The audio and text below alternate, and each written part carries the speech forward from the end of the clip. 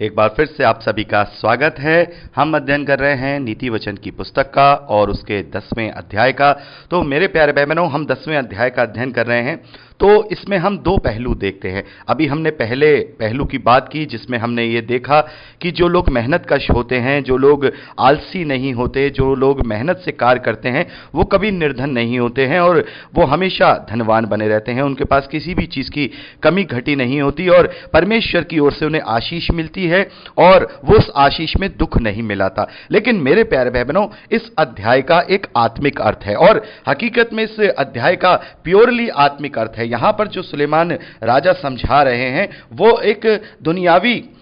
दुनियावी उदाहरण देके आत्मिक दृष्टांत बता रहे हैं, यानी कि दुनियावी उदाहरण देके आत्मिक बात को सिखा रहे हैं। हमें समझना होगा, इन अध्यायों को पढ़ के हम दुनियावी बातों को तो सीखते ही हैं, लेकिन उससे बढ़कर हम आत्मिक बातें सीखते हैं जो हमें परमेश्वर के ग्रहण योग्य बनाती हैं। मेरे प्यारे भाई बहनों, यहां पर जो इस अध्याय का जो मूल सार है वो ये है कि जो लोग परमेश्वर के धनी होते हैं वो एक दृढ़ नगर के समान होते हैं, एक दृढ़ नगर के समान होते हैं और परमेश्वर उनको हमेशा इस धरती पर भी बढ़ाता है और अनंत जीवन भी देता है। देखिए 15वां वचन जब हम पढ़ते हैं तो बहुत ही आसानी से हम इस पूरे अध्याय का जो मूल सार है वो समझते हैं। यहां देखिए 15वें वचन में लिखा है, धनी का धन उसका दृढ़ नगर है, परंतु कंगाल की निर्धनता उसके विनाश का कारण है।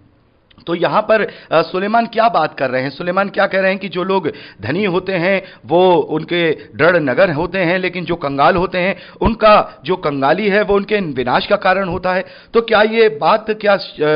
संसारिक रूप से यहां सुलेमान समझा रहे हैं? नहीं मेरे प्यारे भाई बहनों, जैसे मैंने आपको बताया पहले पहलू से लेकर सुलेमान ने यहां दूसरा पहलू समझाया है। दूसरा पहलू यह समझाया है कि जो लोग परमेश्वर के धर्म के धनी होते हैं, परमेश्वर के डरवैये होते हैं, डर का जो उनके पास भय का जो धन होता है, जिनके पास परमेश्वर की ग्रहण योग्यता का जो धन होता है वो दृढ़ नगर होते हैं। लेकिन जो लोग परमेश्वर के धर्म के कंगाल होते हैं या परमेश्वर की ग्रहण योग्यता उनके पास नहीं होती है या परमेश्वर की जो सच्ची आशीषें हैं उनके पास जो बुद्धि और ज्ञान है वो नहीं होती है, तो वो वैसे ही होते हैं जैसे दुनियावी रूप में जो कंगाल हैं उसकी जो निर्धनता होती है उसका विनाश का कारण बन जाती है। वैसे ही यदि हम अपने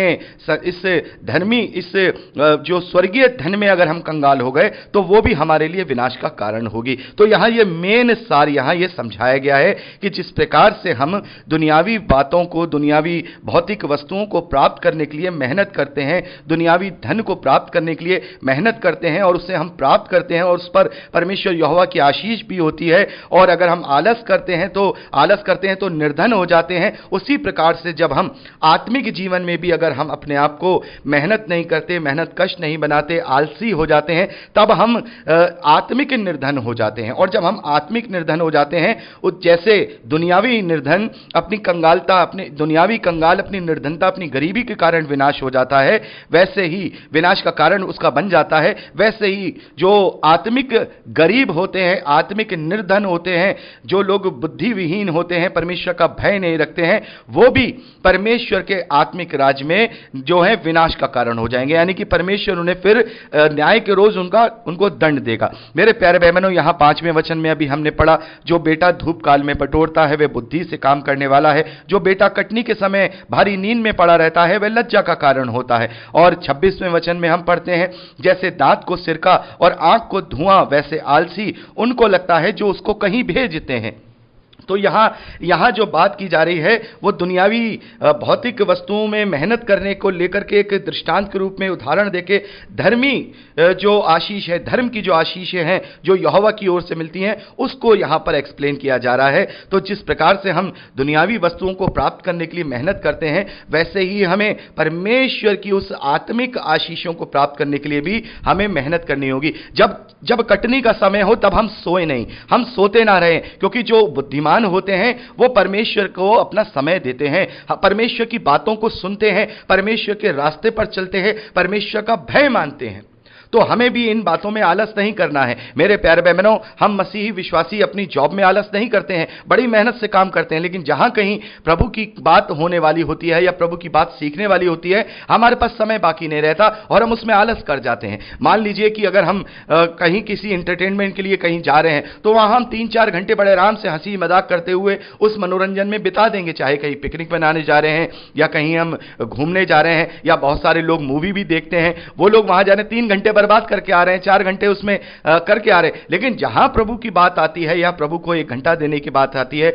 2 घंटा देने की बात आती है, उनमें वो फिर उनमें बहानेबाजी आ जाती है। तो ये आत्मिक आलसपन होता है, आत्मिक आलसपन होता है। जिस प्रकार से आलसी इस धरती पर निर्धन हो जाता है, वैसे ही आत्मिक आलसी जो होता है वो आत्मिकता में निर्धन हो जाता है। और जिस प्रकार से इस धरती का धन उस धनवान का दृढ़ नगर ठहरता है, वैसे ही आत्मिक धनवान का वो दृढ़ नगर ठहरेगा जो अनंत जीवन है। लेकिन यदि हमने परमेश्वर को समय नहीं दिया, उसके ग्रहण योग्य हम नहीं बने, हम पूरी तरह से आत्मिक रीति से निर्धन रहे, हम कंगाल रहे, तो वो कंगाली हमारे लिए विनाश का कारण हो जाएगी, वो आत्मिक कंगाली हमारे लिए विनाश का कारण हो जाएगी। तो यहां हम जब नीति वचन को पढ़ते हैं तो हमें पढ़कर के ऐसा लगता है कि यहां राजा सुलेमान शायद दुनियावी बातें कर रहे हैं। हां, दुनियावी बातें कर रहे हैं, दुनियावी बातों में से वो आत्मिक बातें भी सिखा रहे हैं, ताकि हम सही मायने में धन को समझने पाएं कि धन क्या है। तो शुरुआत में हमने बात की 2 प्रकार के धनों की यहां बात हो रही है, एक दुष्ट का धन और एक धर्मी का धन, और दोनों ही प्रारूपों में, आत्मिक और जो भौतिक, उनमें दुष्ट का धर्म जो है, दुष्ट का जो धन है वो किसी कार्य नहीं आता, उससे कोई लाभ नहीं होता। और जो धर्मी का धन है वो फिजिकल धन भी उसको जो है इस धरती पर संतुष्टि देता है, और उस ईमानदारी और परमेश्वर के ग्रहण योग्य कार्य करने के द्वारा और अपने जीवन को भय के साथ जीने के द्वारा, परमेश्वर की आज्ञा पालनता के द्वारा फिर हम आत्मिक धन को भी अर्जित करते हैं। तो हम दोनों तरीके से उस वक्त धनवान हो जाते हैं। धरती पर भी हम इस किसी भी चीज की कोई कमी घटी नहीं होती, उससे हम परमेश्वर के आशीष के द्वारा धनी हो जाते हैं, उसमें हमें कोई दुख नहीं मिलता। और आत्मिक धन से भी हम हमेशा हमेशा के लिए धनवान हो जाते हैं।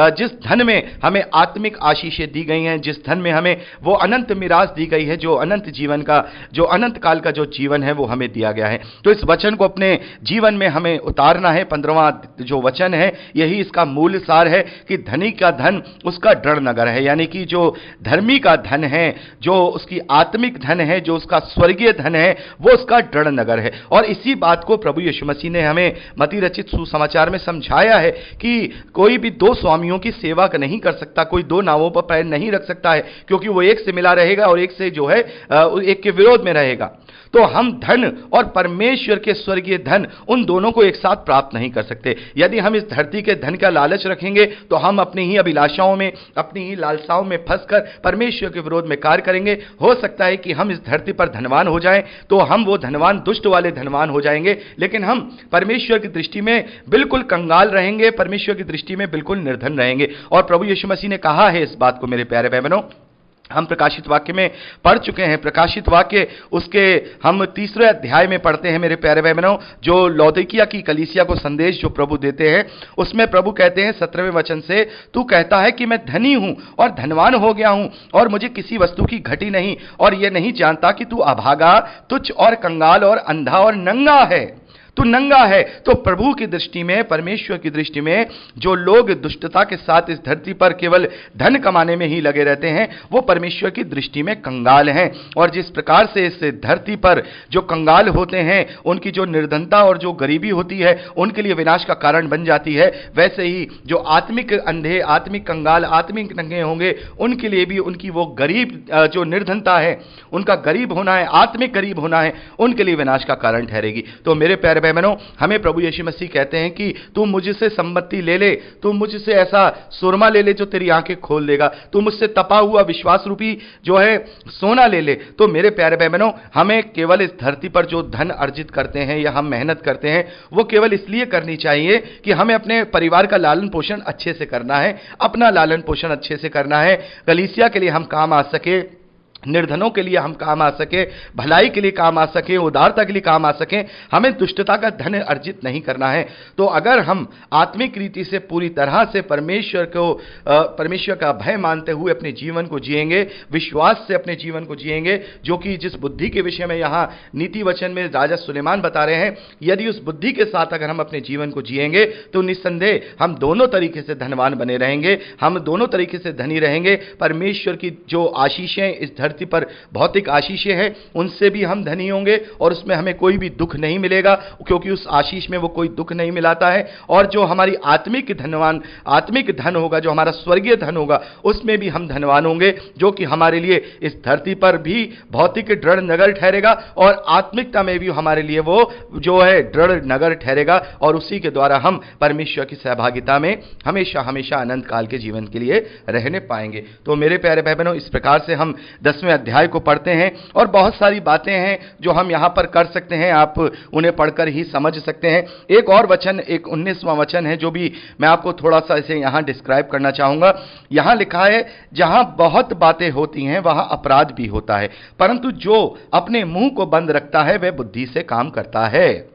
तो मेरे प्यारे भाई बहनों, यहां पर साफ तौर पर बात की गई है कि ज्यादा बातें करना, ज्यादा अपने बातों को बोलना भी कहीं ना कहीं अपराध का कारण या पाप का कारण हो सकता है, क्योंकि जब हम ज्यादा बोलते हैं तो कहीं ना कहीं हमारे मुंह से कोई ऐसी बात निकल जाती है जिसका कोई अर्थ नहीं होता, वो निरर्थक होती है। और इस बात को याकूब भी कहते हैं कि ये छोटी सी जीभ है, जो ये छोटी सी जीभ एक ऐसी आग है जो बड़े से बड़े जंगल में भी आग लगा सकती है, उसको विनाश कर सकती है। तो हमें अपनी जीभ का नियंत्रण करना होगा। तो यहां ये साफ बात है, जो बहुत ज्यादा बातें करते हैं, पंचायत करते हैं, इधर उधर की बातें करते हैं, वो कभी भी अपने जीवन में अपने संतुष्टि के साथ अपने जीवन को नहीं जी सकते हैं, लेकिन और वो पाप में भी पड़ सकते हैं। लेकिन जो अपने मुंह को आराम से बंद किए रहता है, सबकी सुनता है, परमेश्वर की बातों को सुनता है, अपने जीवन में उन्हें लागू करता है, सच्चाई के साथ एक एम की तरफ, एक गोल की तरफ जब चलता है, तो अपने जीवन में वो निश्चित तौर पर वो दोनों मुकामों को हासिल करता है। इस धरती पर परमेश्वर की आशीषों को भी जो है प्राप्त करके अपने जीवन को अच्छे से जीता है और अनंत जीवन का भी वो भागी बन जाता है। तो ये 15वां वचन हमें इसी बात को समझाता है। ये 15वां वचन इस पूरे अध्याय का मूल सार है, जहां सुलेमान ये कह रहे हैं कि दुनियावी आलसी लोग जिस प्रकार से गरीब हो जाते हैं, वैसे ही जो आत्मिक आलसी लोग हैं, जो परमेश्वर के पास जाने में आलस करते हैं, वो भी गरीब हो जाते हैं, निर्धन हो जाते हैं, आत्मिक रूप से, शारीरिक नहीं, आत्मिक रूप से निर्धन हो जाते हैं। और जिस प्रकार से जो धनी का धन उसका डर नगर ठहरता है, वैसे ही उस आत्मिक कंगाल की उसकी निर्धनता, परमेश्वर से उसकी दूरी उसके विनाश का कारण बनती है। तो मेरे प्यारे भाई बहनों, परमेश्वर का धन्यवाद है, हमने यहां 10वें अध्याय का अच्छे से अध्ययन कंप्लीट किया है। अब हम 11वें अध्याय से आगे का अध्ययन अगली रिकॉर्डिंग में करेंगे। प्रभु आपको आशीष दे।